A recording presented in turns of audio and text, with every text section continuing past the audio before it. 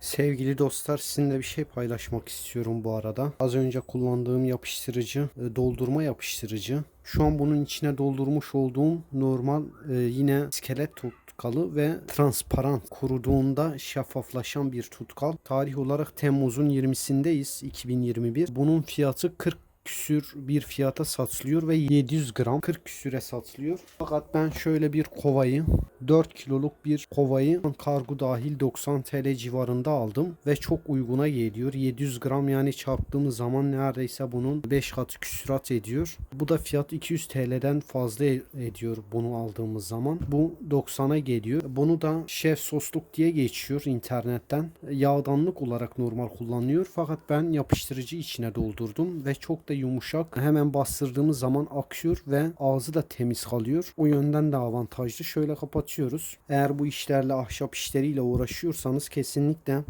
tek tek bu şekilde almayın. Çok pahalıya geliyor. 4 kiloluk bu şekilde alıp, bu da sanırım 2 adeti 20 civarında falan ben aldım. Bu da 1000 grama tekabül ediyor. Üzerinde yazmıyor ama aldığım zaman 1000 gram olarak yazıyordu. Az önce buna da doldurdum. Bu da çok hoşuma gidiyor. Derin yerlere, şöyle aralara, daha da derin aralara atmak istiyorsunuz.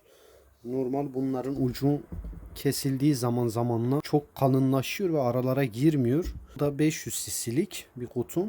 Bunu da göstermiş olayım size. Bu şekilde laylonun içinde geliyor. Kutu temiz.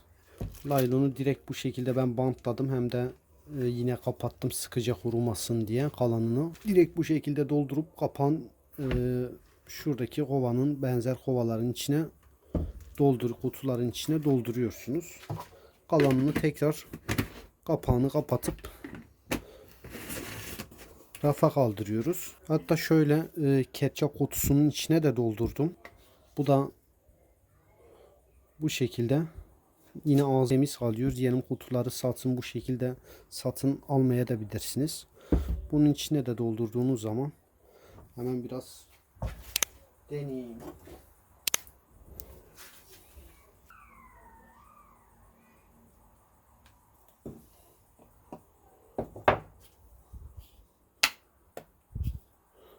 Buna da doldurabilirsiniz.